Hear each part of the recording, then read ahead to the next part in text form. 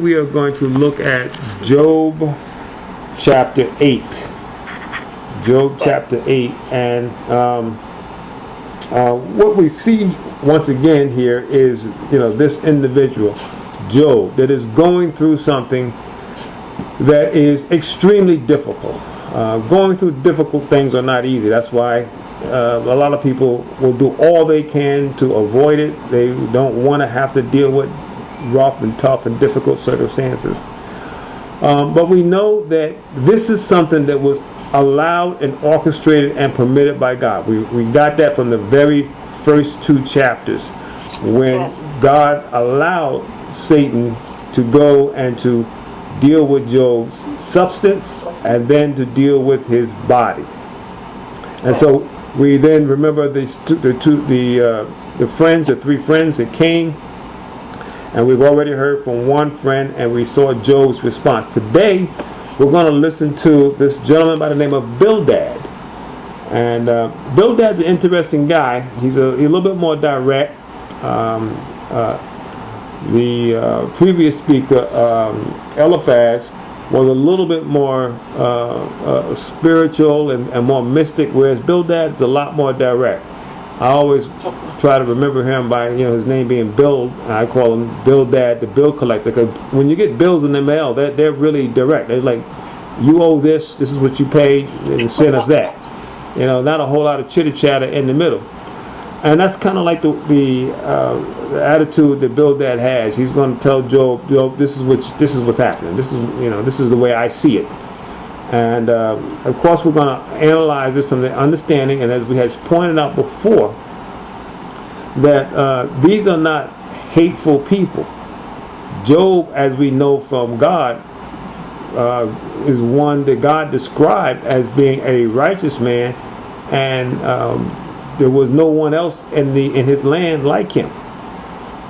We also see from the conversations that we got from Eliphaz, and what we will see from Bildad and from Zophar, and then later on from Elihu, is that these guys are very familiar and they are mindful of the things of God. They just don't know what they don't know. They think they know more than what they do. They think they have a greater grasp. And I think as you go through this book, it's one of the things that helps us to understand that this book was written really just to help us understand that sometimes that you gotta allow God to be God. You don't have it all. Even when you think your analysis and your answer and all the things that you are trying to portray may in times equal up to 2 + 2 = 4. But God may be doing something different. He may not be doing plus. He may be doing times or division. Or he may be doing calculus or something else. And so understanding, just because you got a couple of correct numbers together, don't mean that you're doing the multiplication from a spiritual standpoint properly. And I think that's an important aspect to keep in mind. We always have to give room for God to come in and to show us the way that he is trying to educate, and the way he is trying to develop our understanding of what it is that he's trying to do. So, no problem. How you doing, Hayward? Good to have you on. We got Wayne on the line as well, just so you know. But we're going to go right into our reading, Job chapter 8. Let's take a listen. Chapter 8. Then answered Bildad the Shuhite and said, How long wilt thou speak these things? And how long shall the words of thy mouth be like a strong wind? Doth God pervert judgment? Or doth the Almighty pervert justice? If thy children have sinned against him, and have cast them away from their transgression, if thou wouldest seek unto God betimes, and make thy supplication to the Almighty, if thou wert pure and upright, surely now he would awake for thee, and make the habitation of thy righteousness prosperous. Though thy beginning was small, yet thy latter end should greatly increase. For inquire, I pray thee, of the former age, and prepare thyself to the search of their fathers. For we are but of yesterday, and know nothing, because our days upon earth are a shadow. Shall not they teach thee, and tell thee, and utter words out of their heart? Can the rush grow up without mire? Can the flag grow without water? Whilst it is yet in his greenness, and not cut down, it withereth before any other herb. So are the paths of all that forget God, and the hypocrite's hope shall perish. Whose hope shall be cut off, and whose trust shall be a spider's web? He shall lean upon his house, but it shall not stand. He shall hold it fast, but it shall not endure. He is green before the sun, and his branch shooteth forth in his garden. His roots are wrapped about the heap, and seeth the place of stones. If he destroy him from his place, then it shall deny him, saying, I have not seen thee. Behold, this is the joy of his way, and out of the earth shall others grow. Behold, God will not cast away a perfect man, neither will he help the evildoers, till he fill thy mouth with laughing, and thy lips with rejoicing. They that hate thee shall be clothed with shame, and the dwelling place of the wicked shall come to naught. All right. So there goes Bildad, the bill collector. All right. So now his philosophy, once again, keeping in mind, Bildad's an individual. He is there to help Job. He thinks that he has something that he can add to encourage this man that has just lost everything and has now entered into a state where his health is completely gone.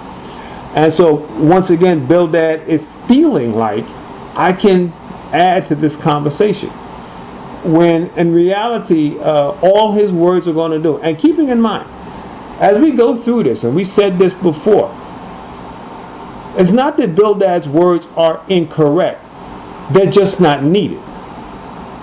See, it's not that, well, what he's saying is wrong. No, it's not. We're not, like I said, these guys are not heathen. These guys have been trying to seek out to the best of their ability at that point what the resources they had, the God that they know of, and to the best of their ability, and then utilizing, as we're going to see here from Bildad in just a bit, what they've built upon from past and historical pieces of information. Excuse me. Thank you, sir. All right, there may be one more coming. I feel that tickle. And so, so as he gets started here with his introduction to his comment, and keeping in mind, he feels he's trying to help. But as we all know, that because we know how God's going to intervene, and God's going to say, you guys are darkening counsel with your wisdom. In other words, you're talking and making the problem worse, not better. All right? But that's not what they think they're doing. So look what he says here. He says, then answered Bildad the Shuhite. And I made that really bad joke before about Bildad the Shuhite. I said, who's the shortest guy in the Bible? And I said, well, it's Bildad because he's Shuhite. And I'll just say it one more time just to throw that in there, so now you will never forget that bad joke, because he's only as tall as a shoe. Now go ahead, Haywood, say something about me. I'm going to pray for you. You're going to pray for me, okay. I'm praying that the Lord will give you some good ones. Some better jokes, okay, all right. Yes. Don't worry, they're coming along down the road. All right, so Bildad the Shuhite. But one thing you won't forget is if somebody asks you the question, where did Bildad come from? You say, oh, he's a Shuhite. You know, you'll remember that. Okay. He says, how long wilt thou speak these things? And how long shall the words of thy mouth be like a strong wind? So the first thing that Bildad wants to know about Job is, Job, how long are you going to do this? You know, we done been here for several days, and we've already been talked to by Eliphaz. And so now, Job, how long are you? And now I'm listening to your response to what Eliphaz says. And now Bildad joins and says, well, how long are you going to do this, Job? But look what he connects to how long to. He says, how long are you going to do this? And then he goes, and then he says, how long shall the words of thy mouth be like a strong wind?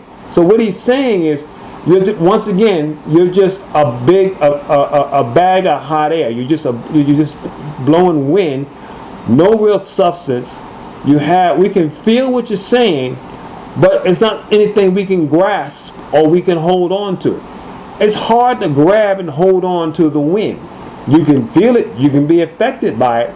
It can be influential on things, but how do you actually hang on to it and maneuver it?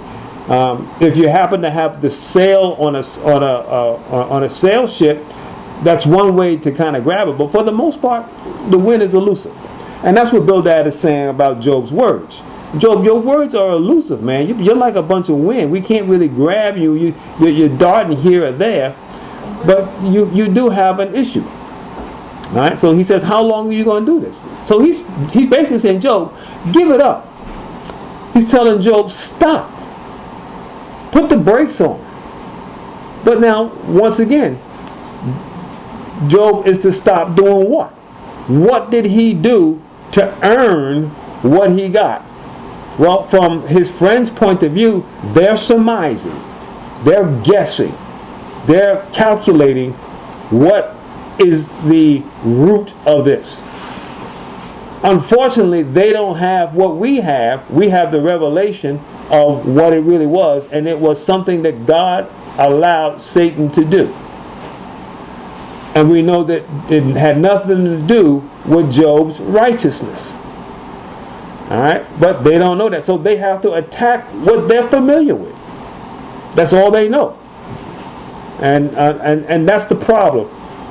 Because that's all we know. That's the only avenue that we can go down. But there's more than one avenue. And it just so happens the avenue in which is the mechanism to bring Job to where he is not an avenue that they're familiar with. So they can't talk to it properly at all. But they do, and they go on, and Bildad goes on. Verse 3. Does God pervert judgment? Okay, I mean, we know the answer to that question. God does not pervert judgment. However, God's judgment may not be according to how you would judge. Because God judges what? Rightly. We look at the outward, but God looks at the what? The inward. All right? God sees the heart. God understands the real root cause. We try to guess, well, I wonder if it was this, I wonder if it was that, I wonder, and we just go, when we don't know. And that's really the true reality that Zophar and Bildad should have said. Job, we don't know what's going on. We don't know why.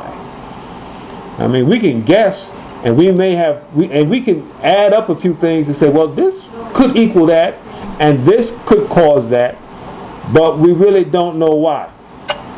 All right? And then he goes on, he says, in verse 3, he says, does God pervert judgment, and does the Almighty pervert justice? So we're talking about God, that's the God of all, and the Almighty. All right? Does the Almighty pervert justice? Well, we know the answer to that. Once again, that's no. The Almighty does not pervert. But, once again, who knows what justice really is? Only God. You see, I often think about the parable, the story that Jesus told of the worker that went out to go hire somebody to work in his farm, in his vineyard, early in the morning. And he said, don't sit here idle, go work. And they went to go work. Then later in the middle of the day, he went out and found more people working. And he told them, well, you go work too. And then towards the end, when there was only like an hour left, he found some other people and said, hey, come on, work in my field, even though there's only an hour left. And they went in and they worked. So when the working was done and it was time to get paid, and he called the ones that worked the least, the ones that were only out there for an hour, and he paid them the same amount he promised the first guys. And then when he got so the guys that were out there longer were like, oh wow, since we were out there longer, and he gave those guys what we were going to get. We must going to get more, but he gave everyone the same, because that's what they agreed upon. And so from man's standpoint, we would think, well, that's unfair. What kind of justice is that? Well, it's a justice because God held to the meticulous of the occasion. I asked you, would you work 8 hours for this? And you said yes. Then the next guys that only worked about 4 hours, I asked you, would you work 4 hours for this? And the guy said yes. Same thing with the last guy. Now, we look at that, and when you put that in the court of man's law, we find all kinds of, ways of trying to, well, this shouldn't have been necessary. We justify this because of that. Well, if you did this here, then this shouldn't be what you do here. And we are good at that as human beings of saying, well, if this equals this, then this must be that. And it does make sense. And in a human basic society, it can work by using that type of philosophy. But God is different. And that's the point, once again, that they completely overlook. You can't hold God to man's laws of thinking. God thinks way greater than we think. He has an ability and a deeper concept and pulls from more reality than just the reality that we see. Once again, Bildad is not seeing that. So he's making a statement that is true, but doesn't apply. Okay? So, verse 4. If thy children have sinned against him, and he have cast them away for their transgressions. All right. Now, right off the bat there, Bildad's good. Like I said, he's the bill collector. He's going right to the problem. Your children have sinned. That's why they're dead, Job. That's why that building crashed on them. Because they did something wrong. See, once again, Bildad doesn't know that. His philosophy and his theology is telling him that. And we know that we can pull some theology to back Bildad. We can say, whatsoever a man soweth, that also shall he what? Reap. And we can say, well, that must have happened. Well, once again, we don't know, because we didn't see them sowing anything, and we didn't see God passing out the reaping. Once again, we're quoting something that we assume applies, when God could be like, no, this particular time, this doesn't apply. All right? And you have to be careful, because not everything that's good for one situation is the true answer for the other. Now, I'll give you an example. I'm allergic to fish.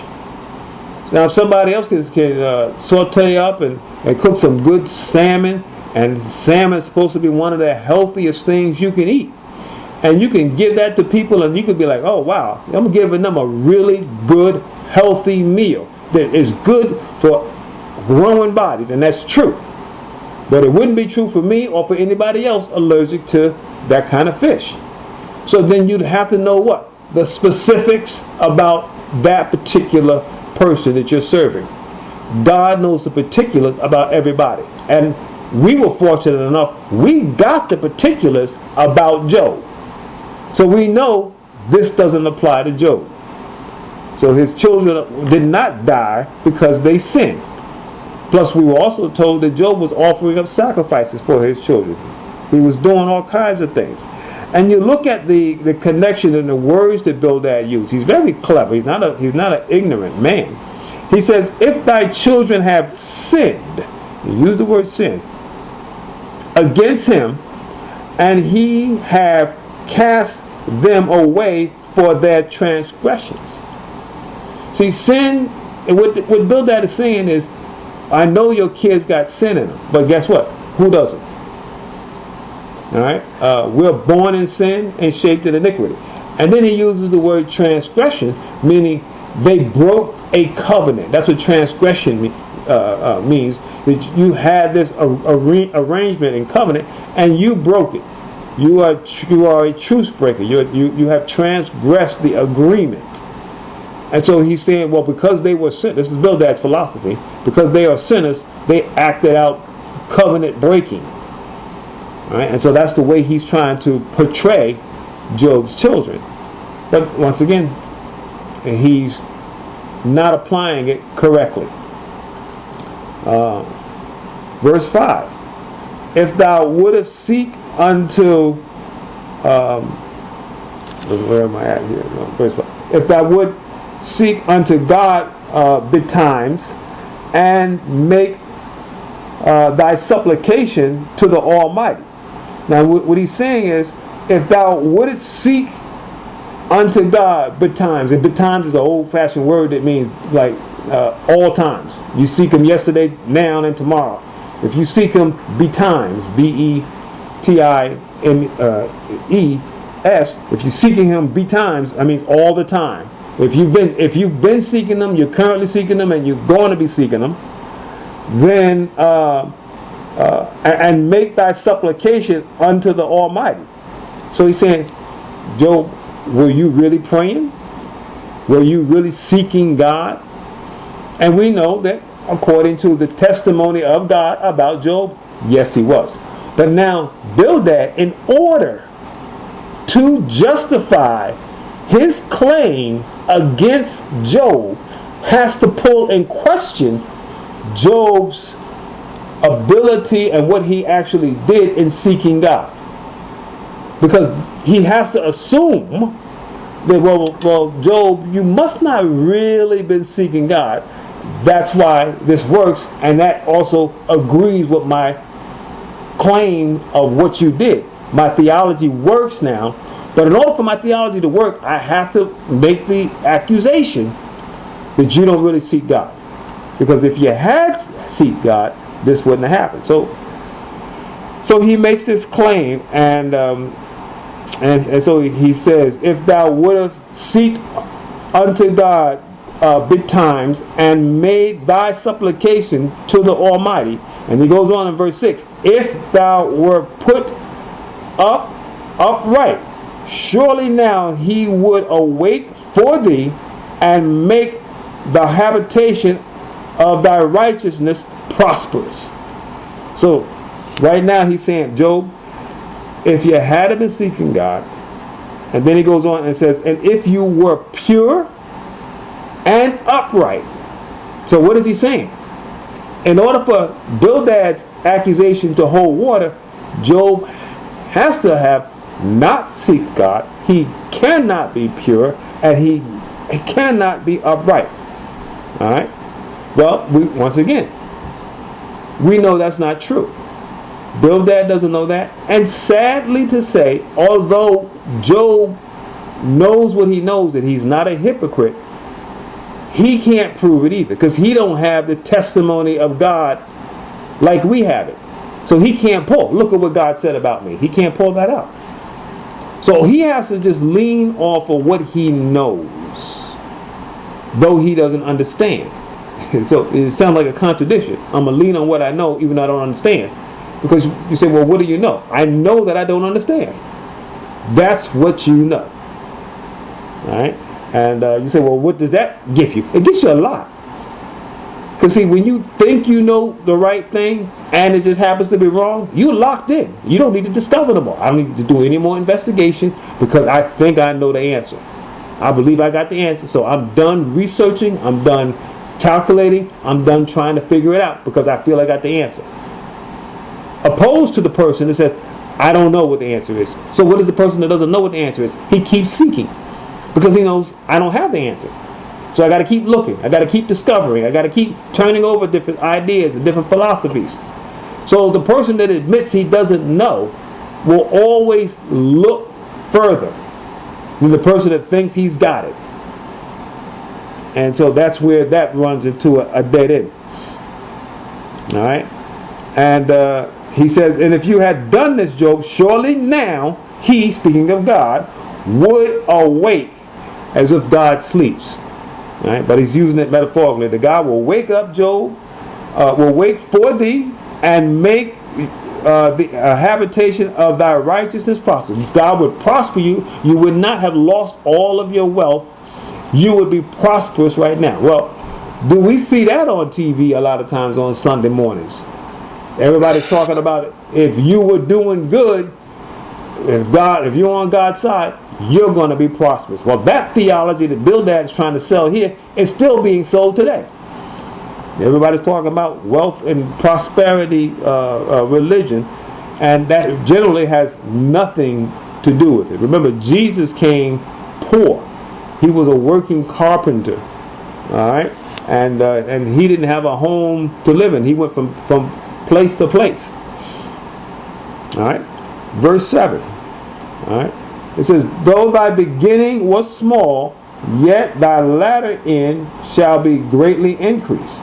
So what he's once again saying, if you were to do this, Job, you could start off not being very big in the eyes of God. You can be very small and tiny, but God will increase you and you'll get better. Well, we already know that's just totally backwards. Because God said about Job, there's nobody like him. There's nobody better than him. But Bildad is trying to let him know that, well, Job, right now you're looking kind of small. But if you try to do some of the things I'm telling you to do, you will increase in the eyes of God. All right? Well, once again, he's using a philosophy and a theology that a lot of people have, but that don't mean it's right. And that don't mean it's useful. And that don't mean you can apply it. And Bildad certainly can't apply it here. All right? Verse 8. And it says, for inquire, I pray thee, of the former age, and prepare thyself to search of the fathers. All right, so what he's saying is, look at history, Job. Look at the former age. Look at our fathers. Look at the ones that have come before us. All right. So now he's trying to use the history to justify what he's saying. Now, there's a twofold philosophy to looking at historical ways of doing things. One is certainly needful, and another one should be passed by. So one of it is, there's an old saying that if you don't learn from history, you're what? Destined to what? Repeat it. And that's a true fact, and that's something that we should always keep in mind, which is why it's good to know your history and your past. But there's also another aspect of history that you can get tied to it, and what is called traditionalism, when God is trying to maneuver to do something new and different, and you're like, no, we've always done it like this. This is how my father did it, and his father before him, and I'm going to do it the same way. And so Bildad is tied into that aspect of it. He's not looking, because once again, when you think you have the answer, you're not looking for knowing. You're done. You're done searching. So he's like, I got the answer, because how do I know I got the answer? 'Cause that's the same philosophy, the same theology that my fathers used. So therefore, it's got to be right. They used it, and they were so-called successful. So it works for them, it works for me, and Job, it should work for you. Well, you're stuck into tradition. God has done something different. God done something, because there's nowhere else in the Bible where I saw God tell Satan, go down and do what you want with him. All right? This is something different. All right? But now we can look and say, well, God also, even though we didn't see the conversation, but God did allow Satan to come into the Garden of Eden. We don't have the conversational record like we have the conversational record here for Job. But what did Satan accuse God of then? We don't know. But we can look and see that Satan has always been against man, just like he was against Job. And so Satan is called the accuser because he's always what? Accusing stuff. And so what did he accuse Adam and Eve of? I bet you if I go down there, I can make them, even though they're innocent, I don't know what he said. But I do know this. Satan is the accuser, and that's what he does. Because that's what Scripture tells us. Alright? So, Bildad's trying to rely on that. But we go further. Verse 9. He says, for we are but of yesterday, and know nothing, because our days upon earth are a shadow.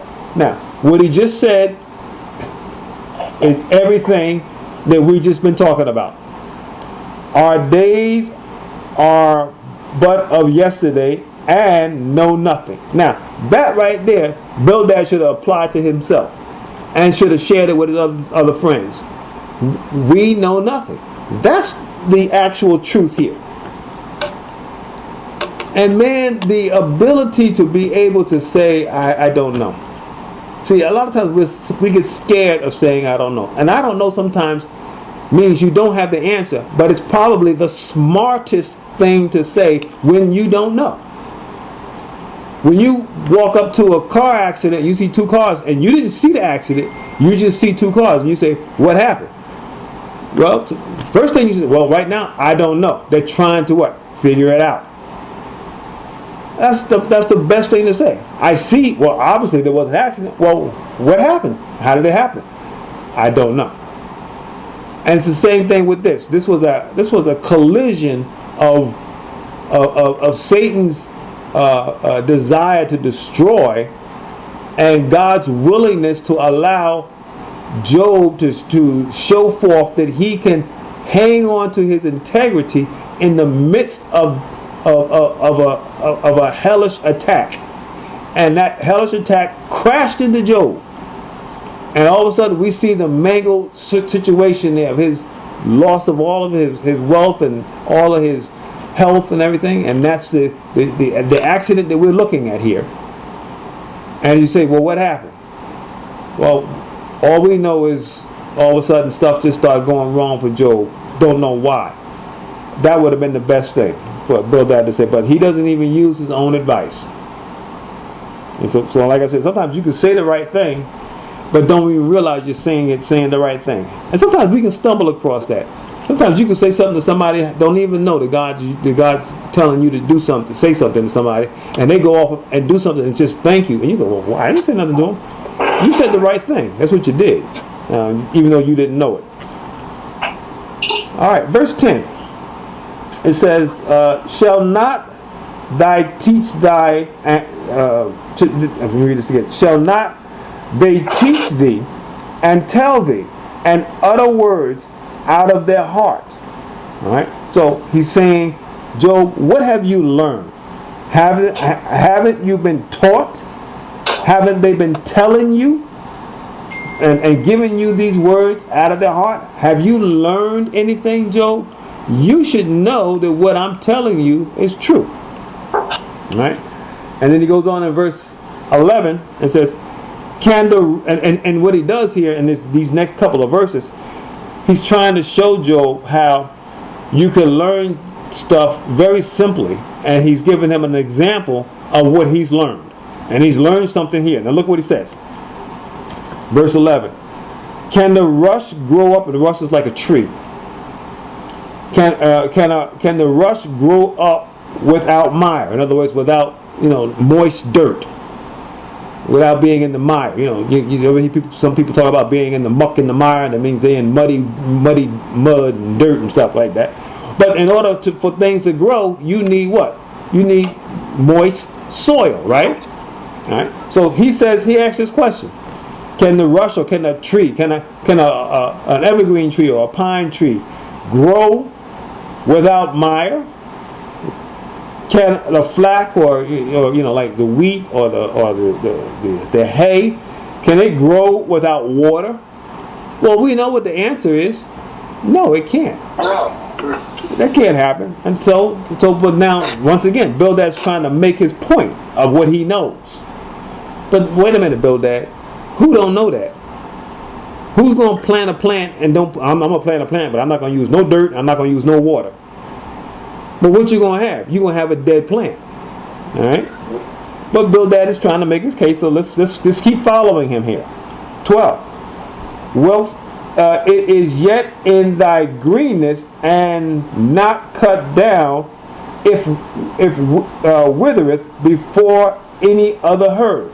So he says, when you do have a tree and you have it in mire and you got it given to water, and he goes, yet sometimes you'll look at it and it's green. You'll see the greenness and not cut down, if withered before any other. And so you say, well, wait a minute. Sometimes you do see these trees that have dirt.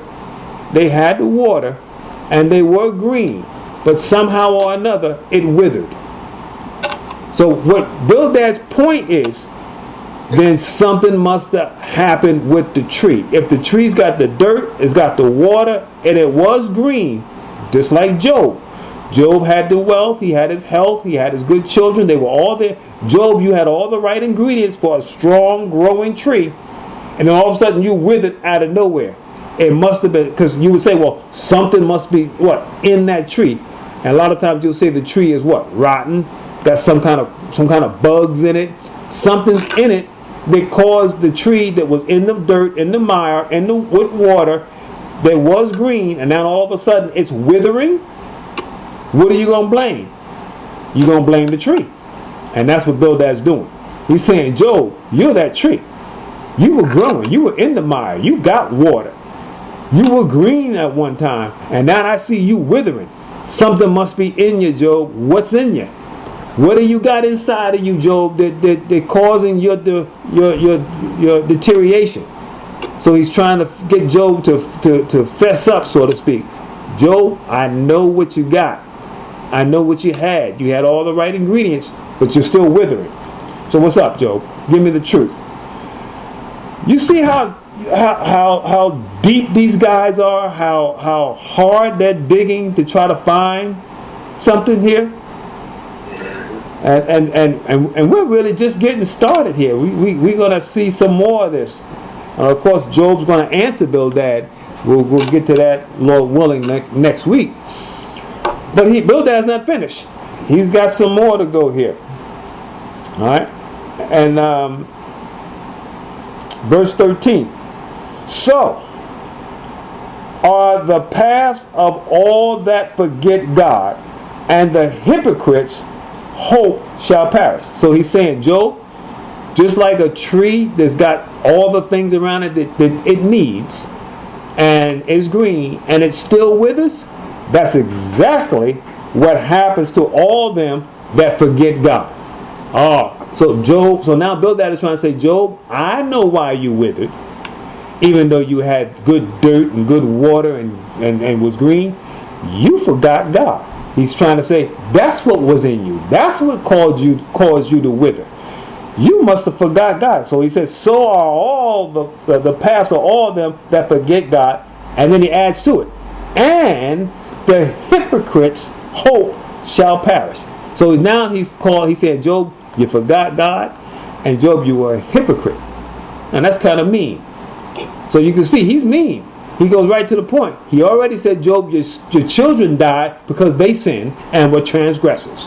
And you're suffering because you have forgotten God and you are a hypocrite. Now, that's what Bildad thinks. And he's 100% wrong. He does not have a clue as to what's going on, though he thinks he's talking really theologically. He thinks he's talking for God when he's not. All right? Look at verse 14. Whose hope shall be cut off, and whose trust shall be a spider's web? Job, the way you were acting, because we believe you forgot God, and we believe that you were a hypocrite, your hope will be cut off. In other words, you're hoping for some help, but God's not going to give you no help until you stop forgetting Him. But wait a minute, we know Job did not forget God. And Bildad is saying, you're not going to get any help until you stop being a hypocrite. Well, we know from the record in chapter 1 and 2 that Job is not a hypocrite. So what does that mean? Bildad's math, theological mathematics, does not add up, though he thinks they do. All right, he's doing bad math. And it says, and all who trust shall be a spider's web. So he's basically saying, you're like a spider's web, Job. You know, when you see a spider's web and you put your hand on it to lean on it, what's going to happen? You're just going to fall over. Right? Because the spider's web can't hold your what? Hold your weight. So he's saying, Job, you've been spinning a house to live in. You've been spinning things to support. And the support that you've been working and building, Job, is about as strong enough to hold you up as a spider's web. That's why you're withering, and that's why you're no longer green, and that's why you're falling apart. You forgot God, and you're a hypocrite. But he doesn't stop there. He says, and you're leaning on stuff that can't support you. Look at verse 15. He that leans upon his house, but it shall not stand. He shall hold it fast, but it shall what? Not endure. So he's saying that house that you built, this as strong as the spider's web, is not going to hold fast, and it's not going to endure. All right.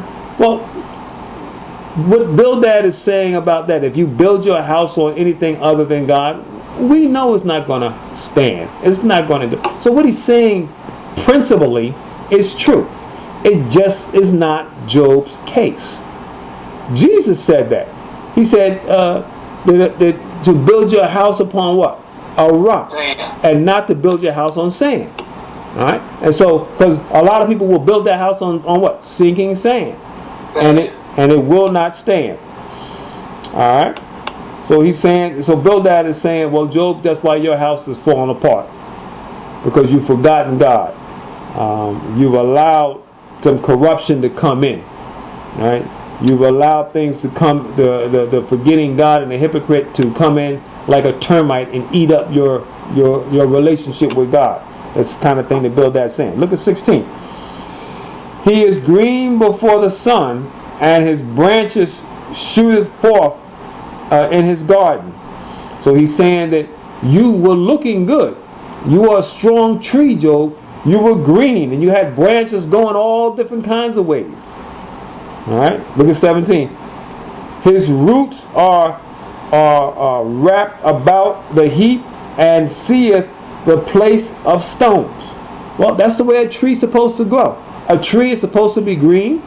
It's supposed to have great, strong branches. Its roots are supposed to go deep down, and when roots go deep down and wrap around a stone, guess what? Those roots are going to be there for what? A long time.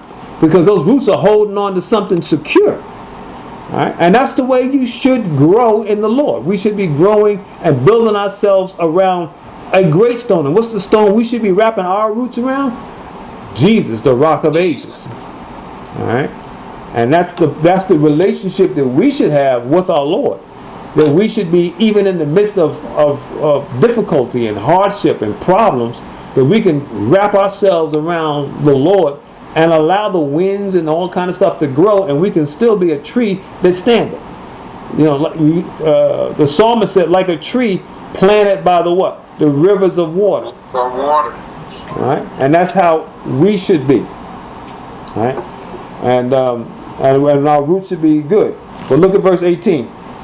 If he destroys him from his place, then it shall deny him, saying, I have not seen thee. All right? So this is what he's saying the wicked will say. If for whatever reason the wicked have something that is destroyed, the first thing they're going to say is, well, I didn't know about what God wanted, or I didn't see what God was asking, or I didn't know about this particular situation.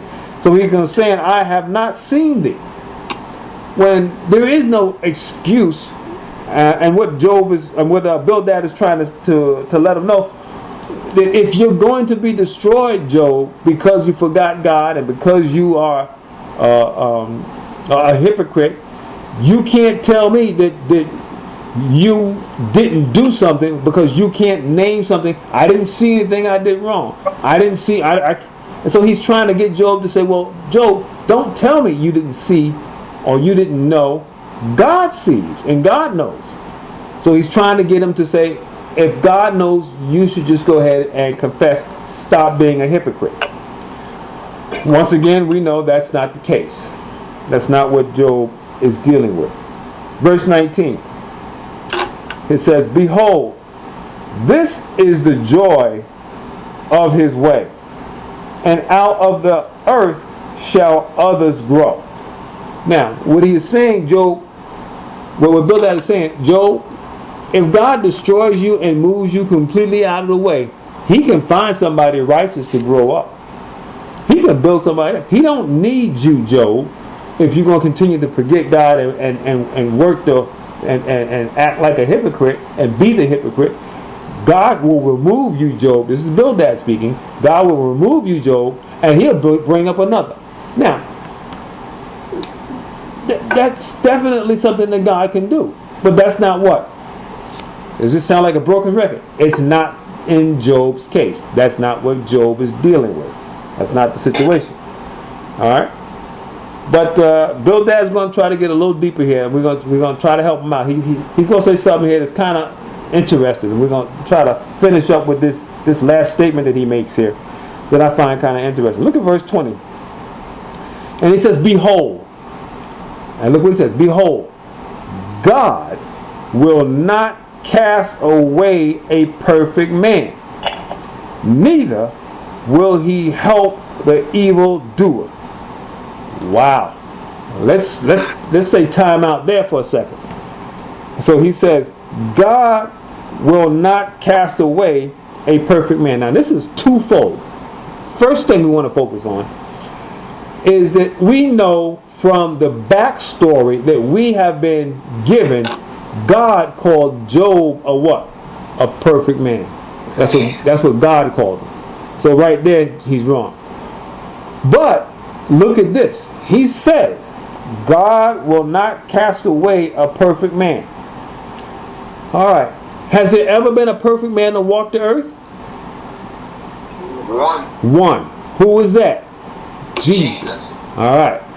So, if Jesus was the only perfect man since Jesus is the only perfect man that has ever walked the earth, then why did that perfect man say, my God, why hast thou what? Forsaken me. Forsaken me.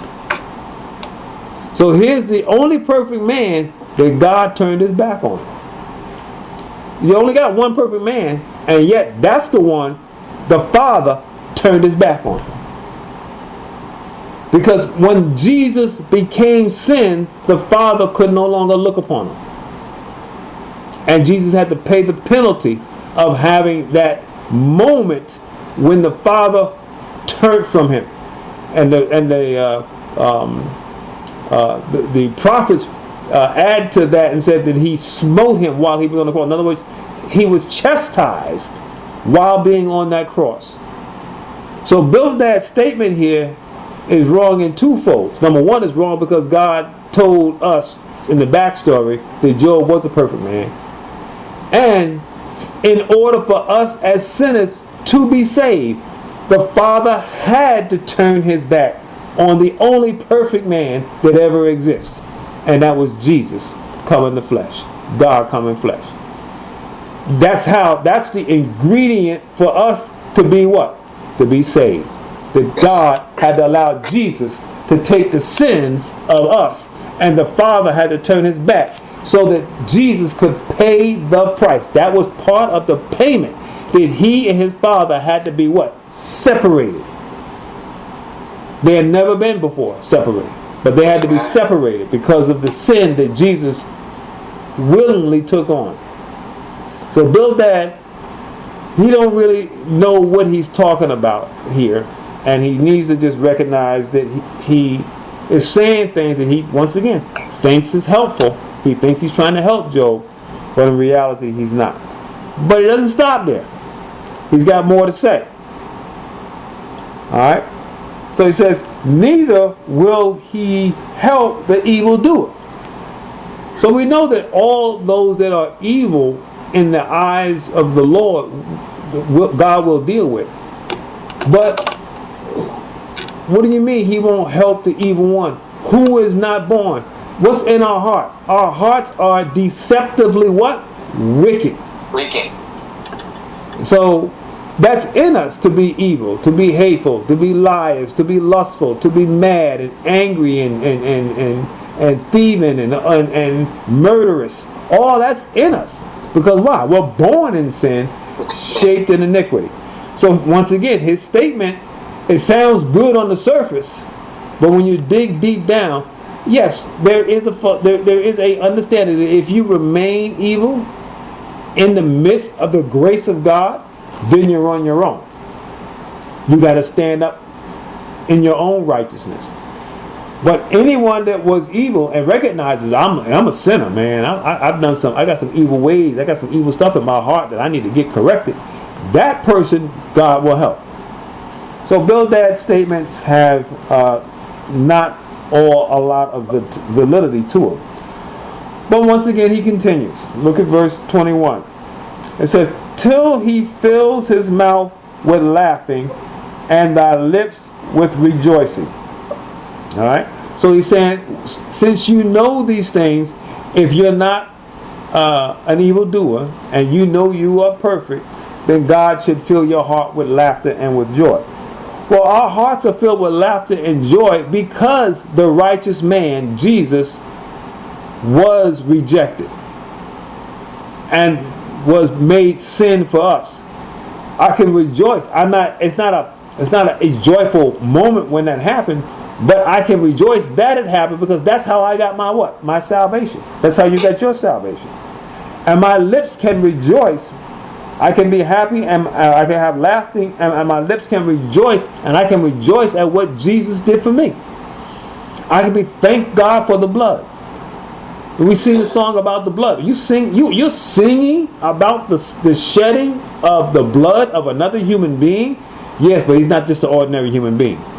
Amen. This was God come in the flesh. And so I'm singing about how grateful I am that he allowed his blood to be shed for me. So I will always rejoice in that. And Bildad finishes up and he says, they that hate thee shall be clothed with shame, and dwelling places of the wicked shall come to naught. All right. So they that hate thee shall be clothed with shame, and that's true once again on the surface. But when you think about those that didn't know God and turned their back on God, but then later on came back to God, they're not going to be clothed with shame. They're going to be clothed with what? Righteousness. Right. Yes. They're going to have the righteousness of Christ clothing them. All right. And the dwelling place of the wicked shall come to naught. Well, we know that's true on the surface. All those that forget God shall be cast into hell. We understand that. But those that are born in sin, shaped in iniquity, that come to God will not have their dwelling place come to naught. Their dwelling place will be with God in heavenly places. All right. So, once again, Bildad says a lot of stuff here. But his reality is stuck into a theology that he firmly believes. He thinks he's helping. He's not trying to be a bad guy. He's just not allowing God to be God. He's trying to speak for God when God is just saying, just go and tell Job, I'll be here with you. That's what Job needs to hear. Not accusations and not explanations. Because see, I don't have to explain why anybody does any kind of sin. The Bible tells us we're born in sin. All right? I mean, if you see 10 people in the swimming pool, I don't got to explain why they're wet. If you in the pool, you are wet. No explanation needed. Amen. And so if you're born, you are in sin. No explanation needed. Now, what you going to do about it? Are you going to recognize it? And are you going to seek for help?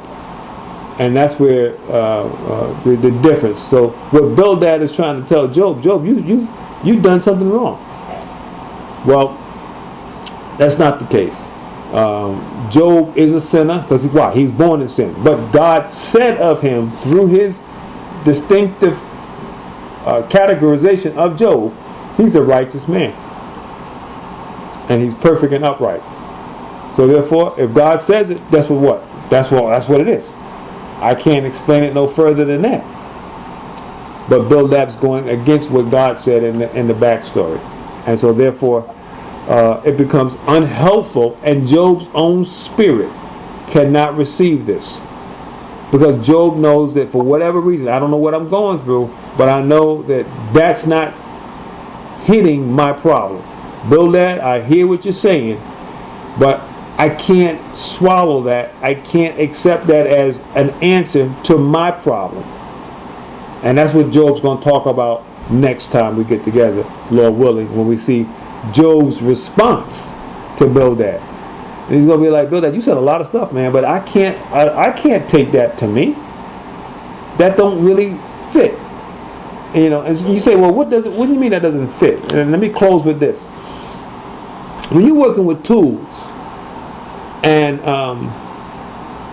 you have a nut, and you need a wrench that's a 5/8 size. I need a wrench that's 5/8, and somebody just brings you a wrench. Now it's a wrench, and that wrench will work on the nuts. But he's going to bring you ask for a 5/8, and they bring you a 1/2.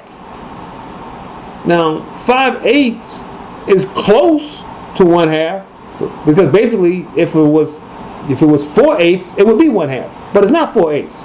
4/8 would be 1/2. 5/8 is not 1/2. So they bring you a 1/2 wrench. Well, it's a wrench, and it's very close to what you asked for, but it doesn't fit. That wrench will do nothing but strip the nut, or it won't fit on the nut. You ever get a wrench that just kind of got too much play in it, and you try to turn it? It don't help. All it does is do what? More damage.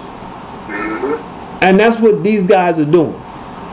These guys are bringing good tools, but they're using it on the wrong head, the wrong nut head. They're going about it, and what they're doing is causing more damage. They're stripping it rather than actually doing any work to loosening the problem. And they're doing damage and not help. All right, and sometimes you'd be better off. Well, let's leave it alone until we can get the wrench that fits.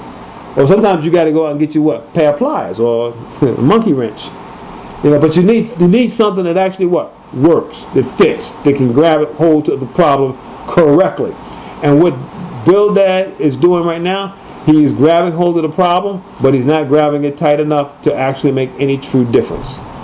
He's got tools, but those are not the right tools. He's got to go back to the shop and get the exact things that he needs. And the way to go back to the shop is you got to go back to God and say, God, help me to understand what the problem is with my friend Job. But that's not what he does. He thinks he knows the answer. And because he thinks he knows the answer, he don't seek for more information.